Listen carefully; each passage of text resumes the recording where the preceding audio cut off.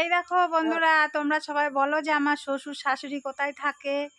আর আমি বলেছিলাম ওনার মাথায় সিট হয়ে গেছে, তো তাই দেখাতে পারি না। এই যে আমার শ্বশুর অনেক দিন পরে দেখো এসেছে।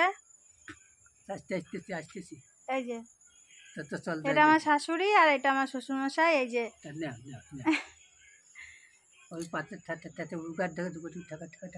কি যে বলছে, উনি একা একাই বলছে আর আজকে একা একাই বেরিয়ে এসেছে।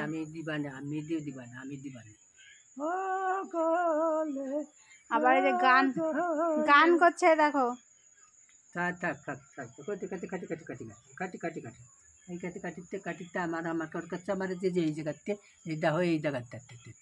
এই সিলি দিয়ে জিল আইসে সিল আইসে আর কামড় দিয়ে আমার কামড় দিয়ে এই দিয়ে কাটি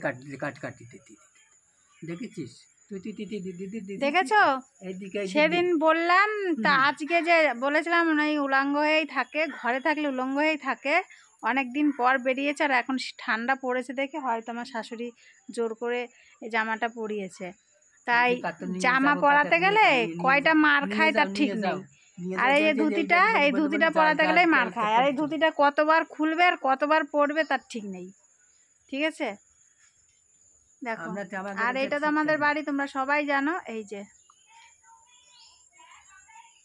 দেখতে পেয়েছো? কমেন্ট করে জানিও, যদি যে বলেছিলে যে আমার শ্বশুরকে দেখবে, কমেন্ট আমার ভিডিওটা যদি তার সামনে যায় দেখে কমেন্ট করো। দেখো ওনার কোনো সেন্স জ্ঞান কিছুই নেই। তো যে তাই করতেছে, থাকবি তারপরে পরে পারবে না।